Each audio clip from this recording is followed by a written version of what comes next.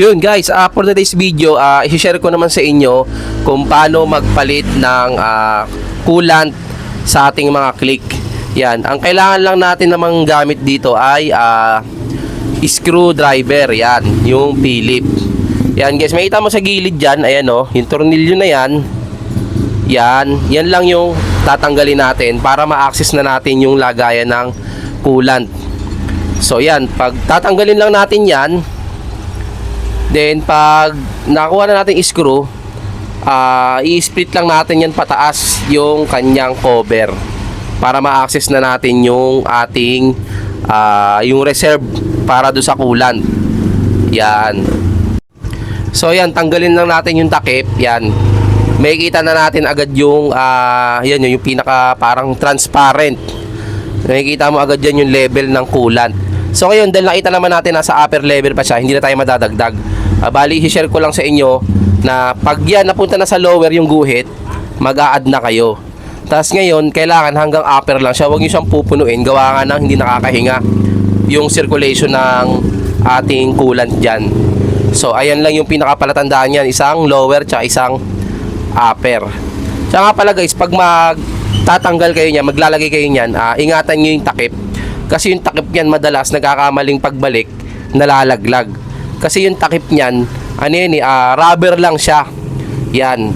Para kasi yung lagayan niyan, yung pagkasara niya, parang may may tenga, may sima. Yan o. So ngayon, pag ibabalik nyo yan, kailangan ipakapit nyo rin yung takip. Ayan o.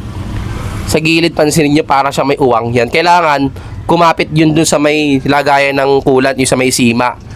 Be sure na intact siya, kasi pag hindi nakakapit na maigi yan tagilid, kaka-under ng motor, pag nagbabibrate, natatanggal yan. Kaya nagugulat yung iba, wala nang takip. Tapos ngayon, natulo yung coolant kasi nga syempre naaalog habang nabiyahe. So yan, ang pinaka-importanting huwag nyong kakalimutan dyan, yung takip nyan. Kailangan mailagay nyo ng maayos yan. Yung pinaka-parang tenga nyan, ipasabit nyo dapat yung pinaka-rubber cap na yan. Kasi napaka-importante yan. Mahirap din maghanap ng takip na yan basta-basta sa mga shop. Sigurado yan sa kasa makakakuha ka yan. Pero sa mga shop-shop tabi, minsan walang mga stock yan. So yan. So yun, so okay na siya, secure na yung takip. Yan, pwede nyo na siyang takpan ng pinaka-cover ng pinaka-lagayan ng coolant.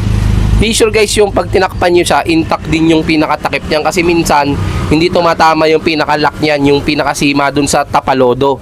Kasi useless din pag inilagay nyo yun at hindi nakakapit yung pinakasima niyan dito. Ang mangyayari niyan, aalog yan at din yan, kakalas din. Yan, be sure na intact yan ito sa pinakataas sa kanan. Yan. So ngayon, screwdriver lang ulit ang gagamitin nyo dyan para maikabit nyo. Yan. Wala nang ibang gamit dyan. Yan lang ang kakalasin nyo dyan. Isang Philip screw lang ang gamit nyo. Okay na. Wala nang problema. Pero na lang doon sa mga ibang nagpapa-improvise ng tapalodo, nagiging iba na rin ang sistema ng lock niyan eh. Pero yung stock, ganyan na ganyan lang din. Isang bolt lang din at Philip lang ang din gagamitin nyo. So yun, okay na.